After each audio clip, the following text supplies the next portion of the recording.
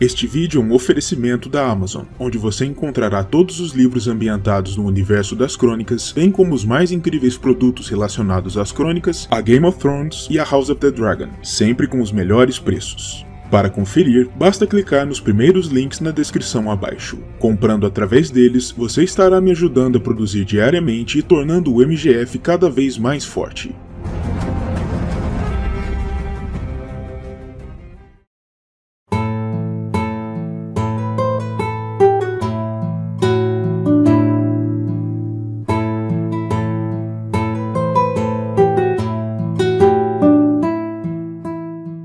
Aquilo simplesmente não podia estar mesmo acontecendo. Ela era Cersei da Casa Lannister, a rainha regente de Westeros, a mãe do rei, a senhora legítima de Rochedo Casterly, filha do homem mais poderoso que já vivera, a luz do ocidente, a mais bela mulher nos reinos. Como aqueles cães em farrapos haviam ousado prendê-la como uma criminosa comum daquela maneira?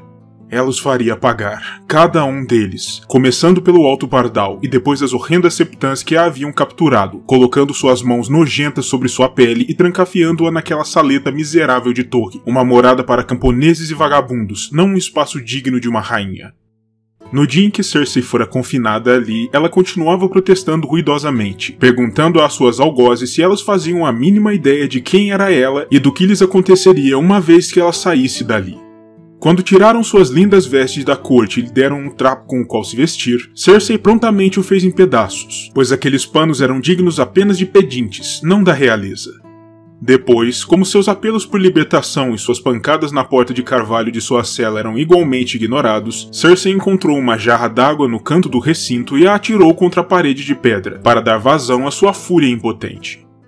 Naquela primeira noite no cárcere, contudo, Cersei logo se arrependeu de ter rasgado o trapo que lhe foi dado, quando foi forçada a permanecer durante as horas de escuridão, nua e com frio. Para piorar, a cada hora, enquanto Cersei tentava dormir da melhor forma possível, uma das septãs a cargo de si aparecia em sua cela, acordando-a para lhe perguntar se desejava confessar seus pecados. Cersei, naturalmente, confessava que desejava se vingar de cada uma delas por seu encarceramento, e elas se limitavam a dizer que retornariam em uma hora para perguntar se ela havia mudado de ideia. Dessa forma, Cersei passou a noite mais longa de toda a sua vida. Além disso, quando Cersei tentava exercer sua autoridade real, exigindo coisas como suas roupas de volta ou vinho para empurrar suas refeições para baixo, as septãs a ignoravam solenemente, o que era um completo descalabro para a rainha. Ademais, o Alto Pardal a mantinha completamente em clausura, e para além das septãs que vinham de hora em hora durante a noite, Cersei não tinha autorização para receber visitantes, de modo que não tinha nenhuma informação sobre a corte, sobre seu pobre filho Tommen e sobre se alguma tentativa de resgatá-la vinha sendo organizada por seus subordinados. Cersei sabia bem que a única forma de mudar aquela situação seria dançar conforme a música dos pardais, e por isso, quando as septãs vieram naquela noite para perguntar se ela havia mudado de ideia sobre desejar confessar, Cersei se mostrou humilde e contrita, afirmando que desejava sim se confessar perante sua santidade. É óbvio que tal desejo não era sincero. Cersei apenas desejava uma forma de estabelecer um canal de comunicação, por mais precário que fosse, com o mundo exterior, para planejar seus próximos passos, mas ainda assim, a rainha foi bastante convincente em sua atuação. Cersei se prostrou diante do religioso, simulando uma alma contrita e arrependida, até mesmo chegando a chorar, e confessou que havia se deitado tanto com Lancel, que já havia confessado seus pecados ao Alto Pardal, quanto com todos os três Kettle Black, sem saber exatamente o que Osney teria dito sob tortura, já que Cersei sabia bem que admitir tais pecados não lhe renderia uma execução. No entanto, ela continuou negando veementemente que tivesse ordenado que Osney assassinasse o Alto Septão anterior, sugerindo que ele talvez tivesse interpretado alguma fala negativa dela sobre o homem, um servidor de seu irmão, como um pretexto para matá-lo, e nesse caso ela dividiria parte da culpa, mas não toda. Cersei também negou que estivesse envolvida com a morte de Robert, ou que tivesse se deitado com outros homens enquanto o rei ainda vivia, tentando afastar de si os crimes de assassinato e alta traição. Ela também, diante disso, negou categoricamente a acusação de incesto que ainda pairava por sobre si e Jaime, já que ela sabia que aqueles religiosos se sentiriam particularmente horrorizados com isso. Diante de tais informações, o Alto Septão disse que iria deliberar a respeito de sua situação e permitiu que Cersei tivesse, dali em diante, um visitante por dia, para grande alívio da rainha. O primeiro visitante de Cersei em seu pequeno punhado dos 7 infernos foi Qyburn, seu confidente e último servo ainda leal. A rainha lhe pediu que levasse de volta à fortaleza, mas Qyburn lhe falou que aquilo não seria possível. Ele fora demitido do pequeno conselho, embora os conselheiros ainda lhe permitissem conduzir seus trabalhos nas masmorras, ao menos durante aquele momento. Qyburn informou a Cersei que Sor Kevan, o grande mestre e os outros homens que ela antes havia ignorado, agora comandavam o reino em nome de Tommen, que se encontrava bem, mas que vinha perguntando constantemente sobre ela. Cersei se lamentou a respeito de sua condição, mas Qyburn lhe disse que seu caminho para fora dali poderia estar em um julgamento pela batalha, pois seu novo campeão se encontrava a postos, um homem que, ele garantia, nenhum outro no mundo poderia enfrentar e vencer em combate. Cersei se empolgou a princípio, mas depois se lembrou de que, como rainha, sua honra apenas poderia ser defendida por um campeão que fosse uma espada branca, o que impedia que o campeão que Qyburn preparara para ela fosse escolhido para defendê-la. Ela então pediu a Qyburn que enviasse urgentemente uma carta a Jaime, no tridente, implorando-o que voltasse a Porto Real para defendê-la nessa provação, mesmo sem sua mão da espada. Qyburn inquiriu se aquilo era uma boa ideia, dada a condição de Jaime, mas Cersei lhe garantiu que o irmão não falharia quando sua vida se encontrava em risco. Ele venceria, ou então ambos abandonariam este mundo da mesma forma como haviam chegado nele. Ela pediu que Qyburn enfatizasse sua condição de necessidade e implorou em palavras febris e apaixonadas que Jaime viesse o quanto antes, e o mestre sem corrente prometeu fazer conforme ela havia ordenado. Ele então partiu, prometendo voltar assim que pudesse.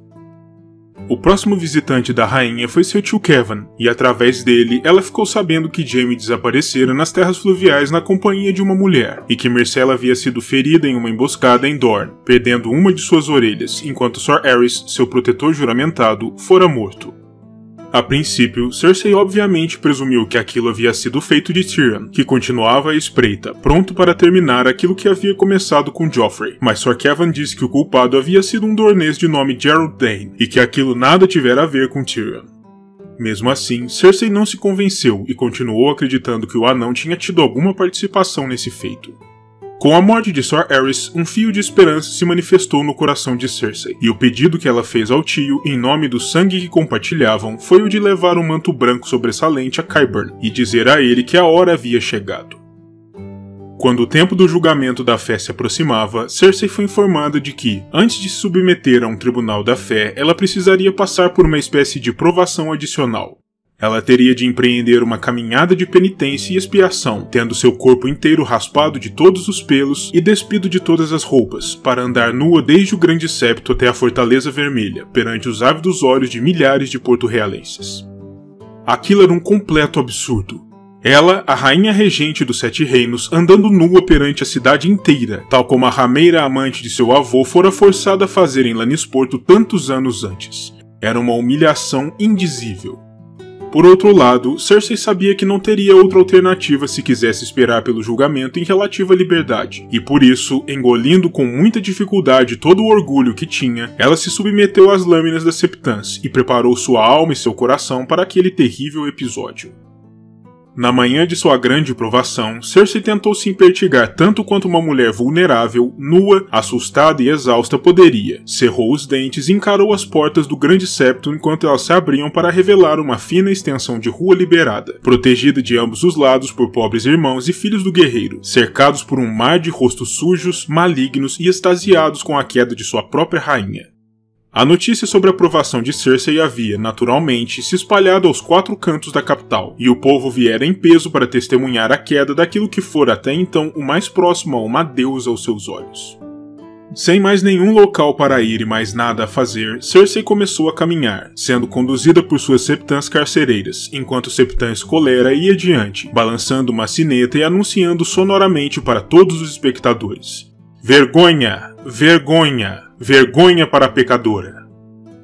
Ao verem sua rainha caída passar, o bom povo da cidade ia à loucura, fazendo todos os tipos de sugestões obscenas e nojentas, insultando-a de maneira ruidosa e até mesmo lhe atirando coisas como pedaços de frutos, carcaças de pequenos animais mortos e coisas ainda piores, difíceis de descrever, enquanto a rainha caminhava por sobre o mármore da Praça do Grande Septo e depois por sobre as enlameadas e sujas ruas da cidade, rumando em direção à fortaleza, um passo duro de cada vez.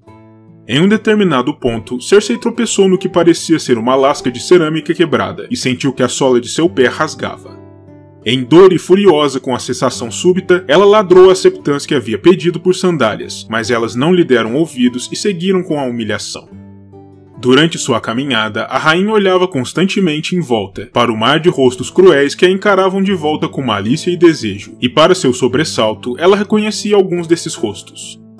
Ela viu na multidão pessoas que a lembravam de Melara Heatherspoon, Eddard Stark, sua filha Sansa, seu amado Joff, o irmão anão Tyrion e até mesmo seu pai, Lord Tywin. E as semelhanças eram tamanhas que por um breve instante Cersei pensava que eram de fato tais pessoas ali, testemunhando sua queda, mesmo aquelas que já jaziam mortas e enterradas. Por pelo menos 2 vezes, em meio à desgraça, aos insultos e às humilhações, Cersei precisou parar durante algum tempo para tentar recolocar os sentimentos em ordem, sempre à beira das lágrimas, embora ela fizesse um esforço hercúleo para impedi-las, já que aqueles vermes não podiam vê-la chorando. Quando isso acontecia, um dos cavaleiros dos Filhos do Guerreiro sempre a fazia seguir adiante, bruscamente, para continuar sua provação, e também porque, prudentemente, não era uma boa ideia permanecer nua e parada assim ao ar livre diante de uma centena de espectadores ávidos e excitados, pois não se podia garantir que os religiosos conseguiriam manter toda aquela gente afastada indefinidamente. Quando Cersei fez sua segunda parada no caminho, já próxima à subida para a colina de Aegon, sobre a qual a fortaleza e o fim de sua agrura esperavam, ela não conseguiu evitar mais as lágrimas, e se desmanchou em prantos, caminhando com passos lentos e trôpegos quando conseguiu seguir adiante, com os olhos tão marejados que a tudo enxergava através de fendas estreitas e úmidas. A rainha reuniu toda a coragem e o resto de dignidade que ainda tinha e subiu a colina até a Fortaleza Vermelha com o máximo de rapidez de que foi capaz, pois ela sabia que assim que cruzasse os portões levadiços da fortaleza externa, sua aprovação estaria ao menos terminada e ela poderia finalmente se desfazer em dor e lágrimas para dar vazão a toda aquela miséria interior. Quando ela finalmente conseguiu cruzar os arcos de pedra que serviam como a abertura para o pátio do castelo, e ouviu as portas se fechando por trás dela, Cersei finalmente cedeu e deixou que a mágoa tomasse conta de todo o seu corpo. A primeira pessoa a vir recebê-la foi o próprio Qyburn, junto a Jocelyn Swift, uma das damas de companhia da rainha, que a cobriu prontamente a nudez com uma manta. O mestre sem corrente lhe disse que seu campeão estava a postos e pronto para defender sua honra e sua vida em julgamento por combate, tal como ela havia ordenado. Logo depois, uma imensa figura, alta como uma árvore e trajada dos pés à cabeça em uma imaculada armadura esmaltada branca, com um elmo inteiriço do qual pendiam penas coloridas em seu topo, das cores da fé sagrada, se colocou ao lado de Cersei sem emitir um som sequer e a conduziu para dentro da fortaleza.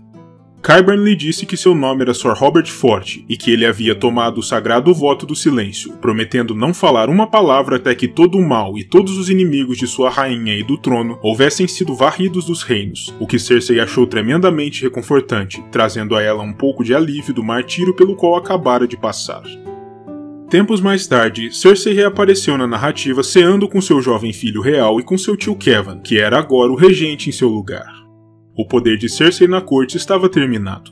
A caminhada de expiação havia demolido as bases de sua autoridade, deixando-a vulnerável como nunca antes, e aos olhos de Sir Kevan, pelo menos, a sobrinha parecia estar aceitando aquilo bem até demais. Cersei se mostrou contrita, humilde, resignada e até mesmo gentil, evitando as confrontações frequentes do passado recente e até mesmo demonstrando alguma piedade recém-adquirida, relatando que orava diversas vezes ao dia sob a supervisão de suas septãs e que tomava parte em atividades edificantes e femininas, além de ter abandonado os vícios passados. Cersei também demonstrou que seu sentimento de amor fraternal permanecia vivo, e mesmo que Sir Kevan não tivesse notícias sobre Jaime, Cersei tinha certeza absoluta de que ele se encontrava vivo e bem, pois ela achava que, caso Jaime estivesse morto, ela de alguma forma saberia, como se ambos dividissem um elo profundo que está além do mundo físico. A ceia foi muito bem elaborada e saborosa, e antes que ela seguisse seu curso, Cersei pediu a Sir Kevan que lhe garantisse apenas um desejo. Ela queria que Tina Merryweather retornasse à corte para retomar seu lugar como sua dama de companhia, uma vez que sua inocência fosse provada perante a fé e o reino. E como se tratava de um pedido modesto, Sir Kevan não via por que não lhe garantir isso, o que deixou Cersei aparentemente contente.